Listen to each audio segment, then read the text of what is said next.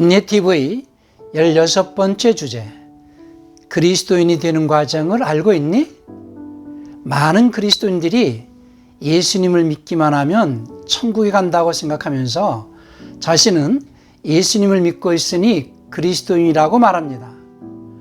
성경에서 말하는 그리스도인은 어떤 사람을 그리스도인이라고 부르는지 함께 알아보도록 하겠습니다.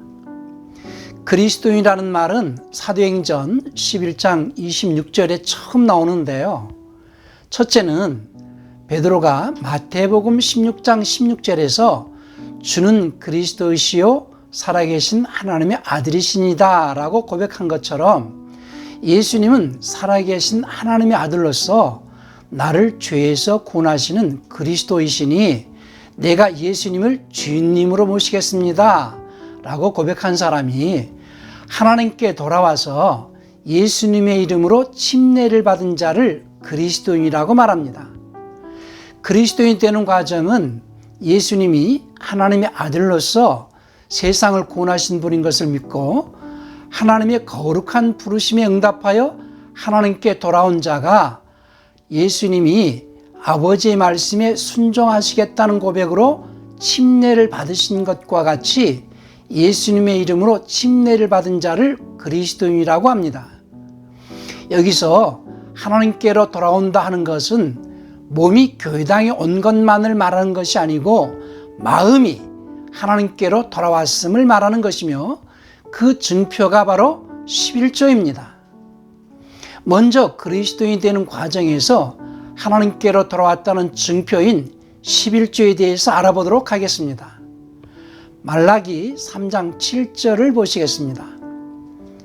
만군의 여호와가 이르노라 너희 열조의 날로부터 너희가 나의 규례를 떠나 지키지 아니하였도다.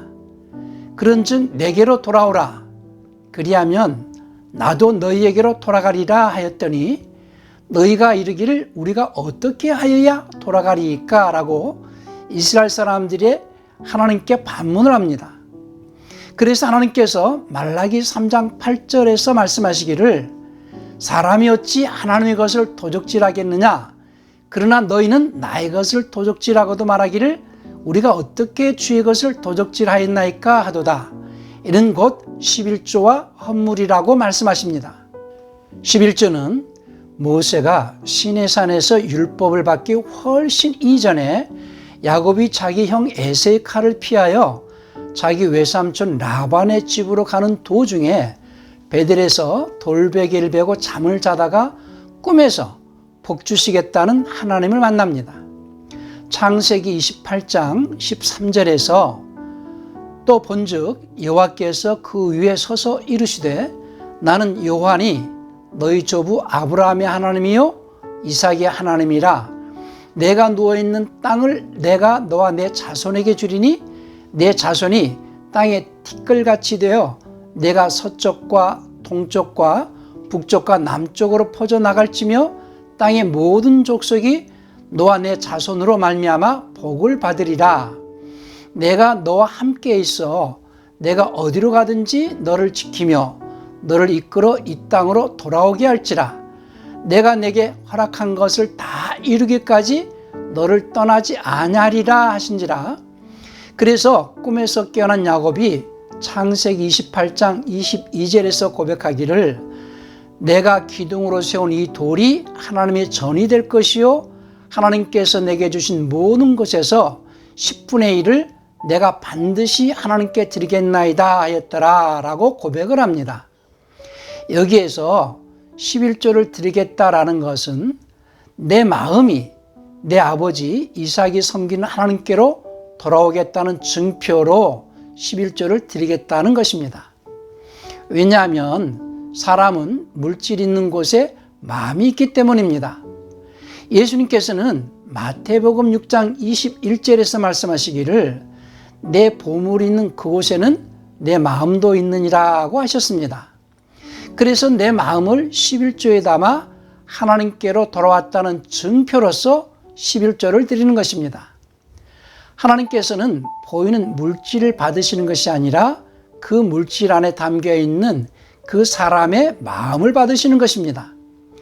잠언 23장 26절에서도 말씀하시기를 내 아들아 내 마음을 내게 주며 내 눈으로 내 길을 즐거워할지어다 라고 하십니다.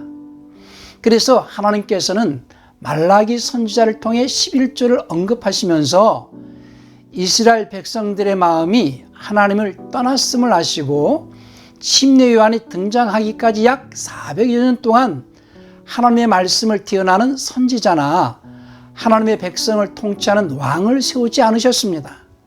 그래서 이스라엘 사람들은 하나님께서 자기 백성을 떠나신 것이 11조 때문인 것을 깨닫고 철저히 근체 11조까지 드리게 됩니다. 그런데 유대인들은 마음은 하나님께로 오지 않으면서 물질의 11조만을 할 뿐이었습니다. 그래서 예수님께서는 마태복음 23장 23절에서 물질의 11조도 해야 하지만 더 중요한 것은 마음이 돌아와야 한다고 하신 것입니다. 그러므로 11조는 마음이 하나님께로 돌아온다는 고백으로 하는 것입니다. 11조를 통하여 마음이 하나님께로 돌아온 자는 그리스도인이 되는 과정의 중요한 예식인 침례를 받아야 합니다. 우리말로는 침례 또는 세례라고 하지만 본래 헬라어로는 밥티조, 영어로는 밥티즘이라고 합니다. 우리말로 옮기려면 번역이 아닌 음력으로 옮겨 그대로 사용해야 합니다. 밥티즘은 물을 뿌리는 예식이 아니라 물에 잠기는 예식입니다. 여기에서 물은 말씀을 의미하고 물에 잠긴다는 것은 곧 말씀에 순종하겠다는 것입니다. 성경에서 물이 말씀을 의미한다는 것에 대하여 알아보도록 하겠습니다. 예수님께서 요한복음 3장 5절에서 물과 영으로 거듭나야 된다고 말씀하셨는데 베드로는 베드로전서 1장 23절에서 말씀으로 거듭난다고 했습니다. 또 예수님께서 요한복음 15장 3절에서 너희는 내가 너희에게 일러준 말을 통하여 깨끗해졌느니 라고 말씀하셨고 바울은 에베소서 5장 26절에서 교회를 말씀에 의한 물로 씻어 깨끗하게 한다고 했습니다. 이와 같이 물과 말씀을 유비적인 관계로 동일하게 표현하고 있습니다. 그러므로 밥티즘은 물에 잠기는 예식으로서 곧 하나님의 말씀에 순종하겠다는 고백입니다. 그러므로 그리스도인은 예수님에 의해 원죄에서 사면을 받았다는 것을 믿고 11절을 통하여 마음이 하나님께로 돌아왔다고 고백한 자가 하나님의 말씀에 순종하겠다는 고백으로 밥티즘을 받은 베프티스트를 그리스도인이라고 합니다. 하나님께서는 사도행전 5장 32절에서 말씀에 순종하는 그리스도인들에게 성령을 주신다고 하시고 마태복음 28장 20절에서 그 성령은 세상 끝날까지 함께 하시겠다고 하셨습니다. 그리고 그리스도인들은 성령의 인도를 받아 거룩하신 하나님과 함께 할 수 있도록 거룩함의 열매를 맺어야 합니다.